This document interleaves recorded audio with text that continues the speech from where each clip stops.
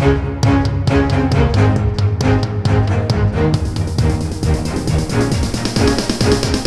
is the Washington Times front page for Thursday, December 15th, 2022. Thanks for joining us. I'm George Gerbo. The Patriot missile system could soon return to battle, taking out Russian drones and cruise missiles in the skies over Ukraine.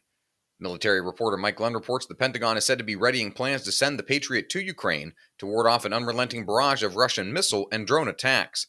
It would be the latest escalation in the Biden administration's support for Ukraine as it tries to hold off Russian invading forces and would almost certainly spark anger at the Kremlin. The Patriot is the Defense Department's most sophisticated air defense system, first gaining prominence shooting down Iraqi Scud missiles during the 1991 Gulf War. The need for the missiles was on display again Wednesday when more than a dozen Iranian-made drones were fired at the Ukrainian capital of Kyiv. Ukrainian officials said air defense troops took them out of action. House lawmakers who discouraged a probe of the cryptocurrency industry in March are under fresh scrutiny in the wake of the indictment of FTX founder Sam Bankman-Fried on fraud charges. Dave Boyer reports 5 of the 8 lawmakers from both parties that discouraged the probe received campaign donations from FTX executives. They did so while expressing concern to the Securities and Exchange Commission that its inquiries into cryptocurrency and blockchain companies were too aggressive. Critics accused the lawmakers of running interference for FTX, which collapsed last month. The 30-year-old Bankman-Fried was charged in a federal indictment unsealed this week with defrauding more than 1 million investors and making illegal strawman campaign donations. The Biden administration has revealed plans to rewrite the U.S. citizenship test, making it a multiple-choice exam and changing the way applicants must demonstrate their knowledge of English. On the civics test, Stephen Dinan reports, applicants are asked open-ended questions and must provide answers. The new test would give them a question with 4 possible answers and ask them to choose the correct one. U.S. Customs and Immigration Services said multiple choice is the industry standard and best practice. The citizenship test is meant to evaluate an immigrant's knowledge of U.S. history and government operations and to ensure rudimentary knowledge of reading, writing, and the English language. Reading and writing won't change, but speaking will be formally tested with a series of photographs that the applicant will be asked to describe aloud. The passage rate for the civics portion, 6 correct answers out of 10 questions, will not change.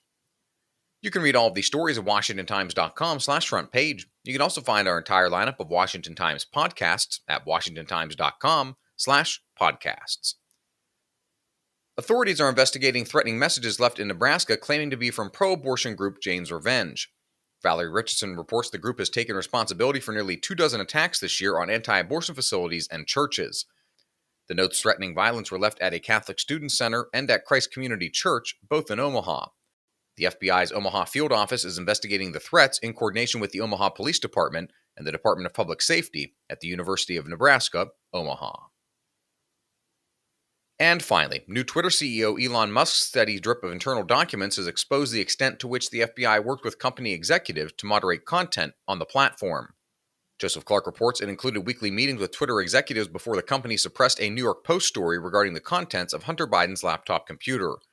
During those meetings, which also included officials from the Office of the Director of National Intelligence and the Department of Homeland Security, Twitter executives were cued to rumors that Hunter Biden would be the target of a hack and leak operation. Find all of today's front page stories at WashingtonTimes.com/front page or on the Washington Times app, and find us wherever you get your podcasts. Just search Washington Times in any major podcast app. You can also find us on Twitter and Instagram at Wash Times for breaking news, sports, commentary, and more. For the Washington Times, I'm George Gerbo.